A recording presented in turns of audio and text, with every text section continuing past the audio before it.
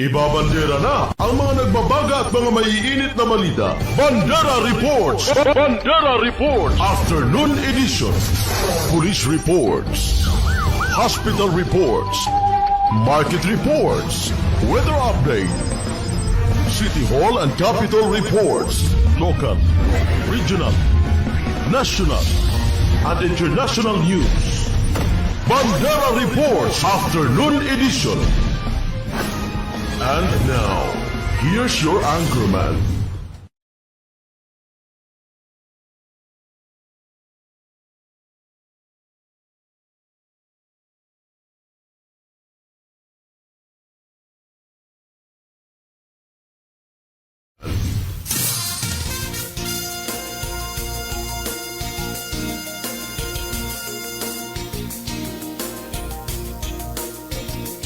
Bandera Reports Afternoon Edition.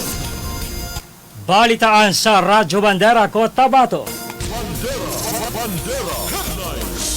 Takot at pangamba ng ilang residente mula sa bayan ng Sharif Agwak sa namamagitang tensyon ng dalawang naglalabang grupo. Bandera Headlines. Dating miyembro ng komunistang grupo nagbalik loob sa pamahalaan sa bayan ng South Cotabato. Bandera Headlines.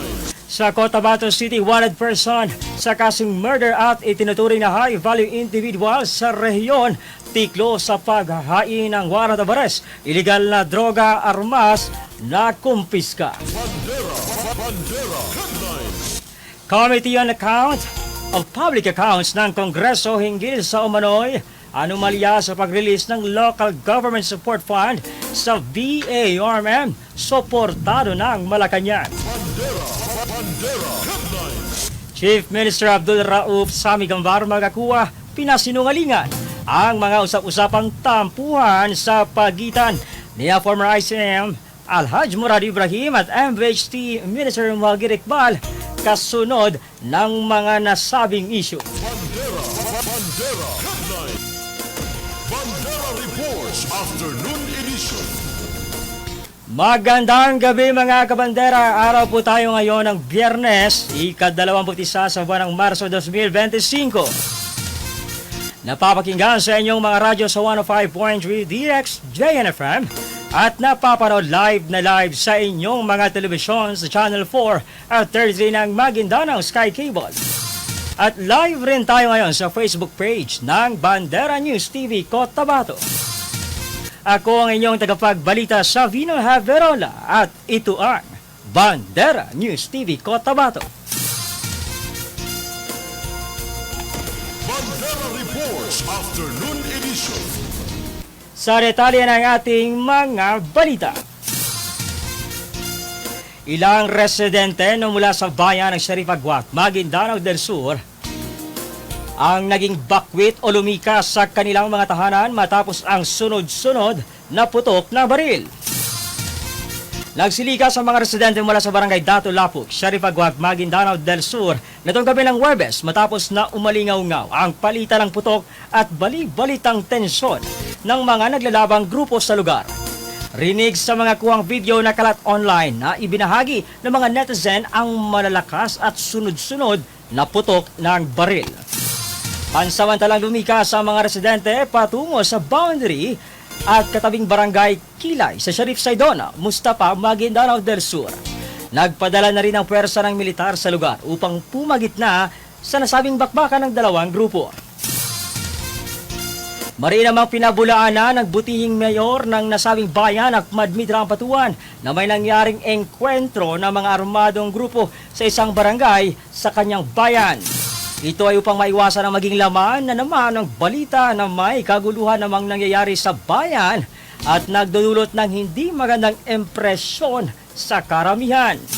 Ang paninira at pagnanakaw ng mga ari-arian sa kabahayan at putukan ay nangyari sa kalapit na barangay na sakop ng ibang bayan. Subalit nakarating sa kaalaman ng alkalde nitong umaga lang ngayong araw ng Huwebes na may isang gasolinahan at water refilling station ang kabilang sa ilang mga lugar at ilang mga establishmento na pinasok at pinagsisira ng mga armadong grupo.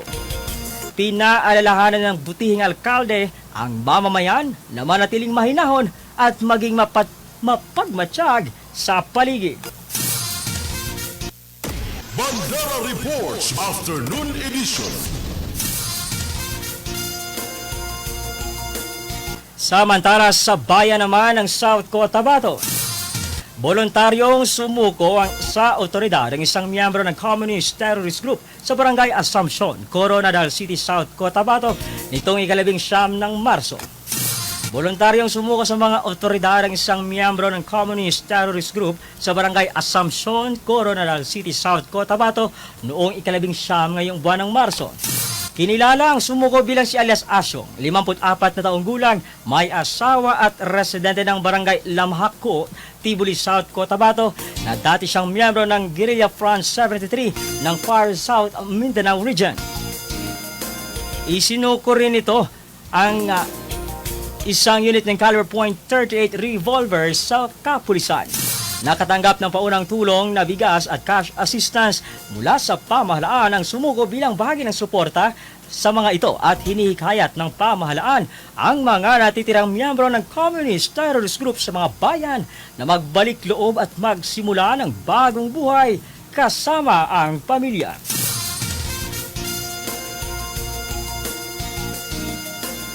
Sa lungsod naman ng Cotabato, iligal na droga, mga bala na kumpiska sa paghahain ng warrant of arrest. At ang naarestong suspect itinuturing na high-value individual ng PROBAR. Sa pinagsanib na pwersa ng Criminal Investigation Detection Group sa pangunguna ni Regional Chief Police Lieutenant Colonel Arbel Merculio, Station 1 at ng PIDEA BARM, matapos silbihan ang warrant of arrest pasado alas 6 ng gabi nitong araw ng Huwebes sa bahagi ng Purok Sultan, Tucananes, Poblasyon 7 sa lungsod ng Cotabato. Ayon kay CIDG Maguindanao Major Ronnie Contenedo Jr., pakay sa nasabing paghahain ng warrant of arrest ang isang high-value individual na kinilalang si Abu Karingi, nasa usunggulang at residente ng nasabing lungsod. Base sa impormasyon, isinilbi ang warrant of arrest laban sa akusado na may criminal case number 2016-8023 dahil sa kasong murder na pirmado ni Honorable Banswan Ibrahim. Matapos silbihan ng arrest warrant ang akusado, na-recover naman ng mga otoridad ang ilang malalaking at maliliit na pakete na naglalaman ng pinaniniwalaang shabu. At ang mga ito ay may bigat na abot sa 260 grams na may kabuuang halaga na abot sa 1.8 million pesos. Nakumpiska rin sa paghahalughog ng operatiba ang magazine, mga bala at iba pang mga armas. Napagalaman din ang akusado ay nakulong noong 2012 dahil sa kasong may kinalaman sa iligal na droga. Kasalukuyang nasa kustodiya na ng CIDG BAR ang akusado na posibleng maharap sa kasong paglabag sa Republic Act 9165 at kasong Republic Act 10591 habang nakatakdang dalhin sa korte para harapin ang kasong kanyang kinasasangkutan. Bandera Reports Afternoon Edition.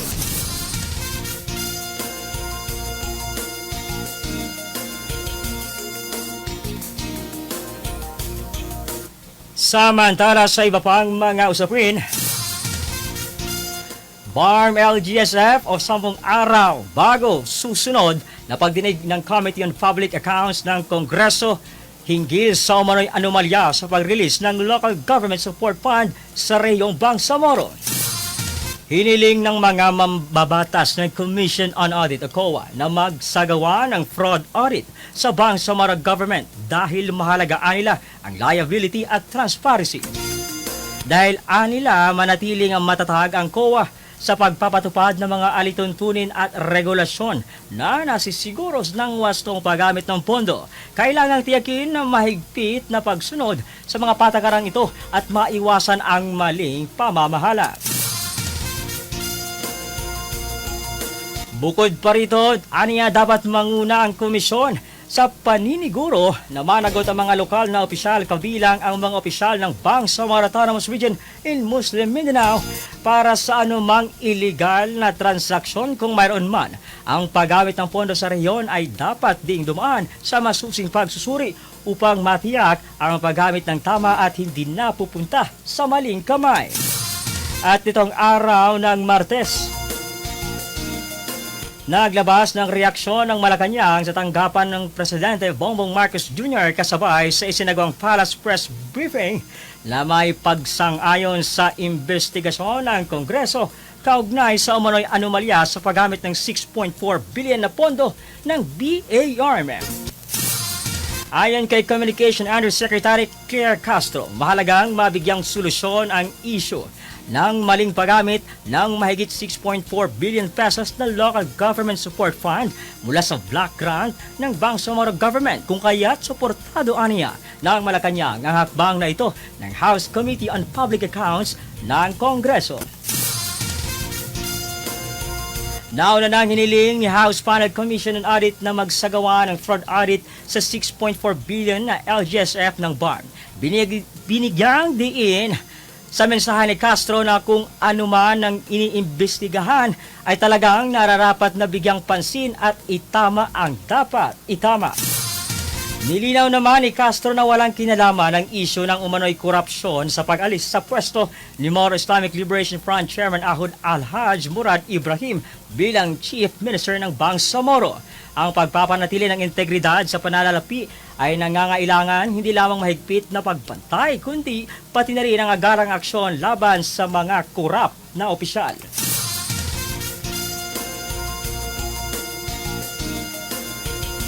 Samantala, hiniling naman ni House Committee on Public Accounts ang Commission on Audit na magsagawa ng special audit sa BARM. Sa kabilang dako, naniniwala ang BARM government na mas mainam sa BTA Parliament talakayin ang usapin ng Local Government Support Fund o LGSF. Paliwanag ni BARM spokesperson Nasdin Pendatun na kung mayroon bang usapin sa pag-release at pag-implementa nito ay nararapat na pag-usapan sa Parlamento. Aniya handang magbigay ng sariling findings at recommendation ng Parliament at handang lumahok sa hearing ng Committee on Public Accounts. Ayon sa kalihim, iginagalang ng BARM government ang kapangyarihan ng House of Representatives pero nararapat din na igalang ng Kongreso ang otonomiya ng rehiyon at hayaan muna ang regional government na pangasiwaan ang mga usaping saklaw ng rehiyon. Bandera Reports Afternoon Edition.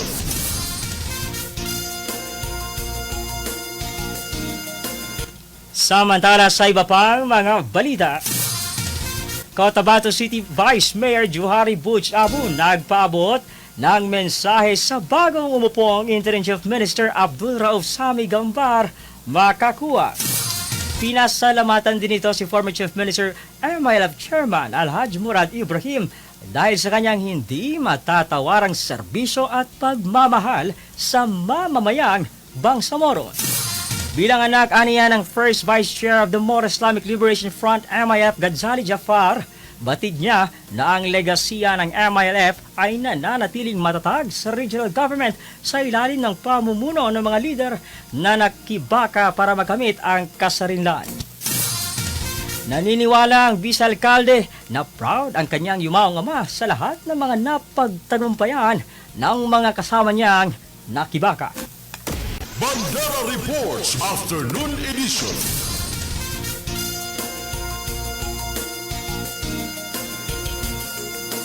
Samantala, sa iba pang mga usapin, we can really reconcile. Ito ang naging pahayag ng bagong upong Interim Chief Minister Sami Gambar Makakuwa at pinasinungalingan ang mga usap-usapang tampuhan sa pagitan nila former ICM Al-Haj Murad Ibrahim at MBHT Minister Muhagir Iqbal kasunod ng kanyang appointment.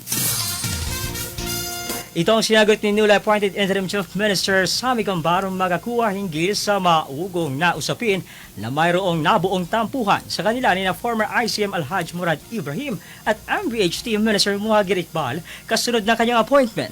Ayon kay Chief Minister Makakuwa, bagamat normal na magkaroon ng samaan ng loob sa isang grupo o samahan, para sa katulad nilang revolusyonaryo at magkakapatid sa loob ng higit 54 na taon.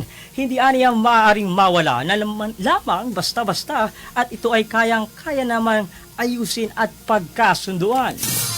Sinabi rin ni Magkakuwa na noong araw lamang ng Martes, March 18, ang huling pag-uusap nito kay former Chief Minister Murad Ibrahim at Minister Iqbal upang magpaalam ito sa kanya ng formal sa pag-assume sa opisina bilang bagong interim Chief Minister. Pumayag naman umano si former ICM Ibrahim ito at kasama si Iqbal. Samantala, nauna na ang sinabi ni Magkakuwa na buo ang suporta ng leadership ng MILF sa kanyang pag-upo bilang bagong interim Chief Minister. Kasabay niyan, ngayong linggo lang din, 10,000 bilang Ramadan bonus para sa mga empleyado ng BARM ang nilagdaan ng bagong ubong ICM Abdul Rauf Magkakuwa na nilagdaan bilang kauna-unahang administrative order nito o Special Ameliorative Allowance o Ramadan bonus sa mga empleyado ng BARM. Magkakatanggap din ang 10,000 na Ramadan bonus ang lahat ng mga empleyado ng BARM, kabilang na ang mga regular at contractual. Bandera Reports Afternoon Edition.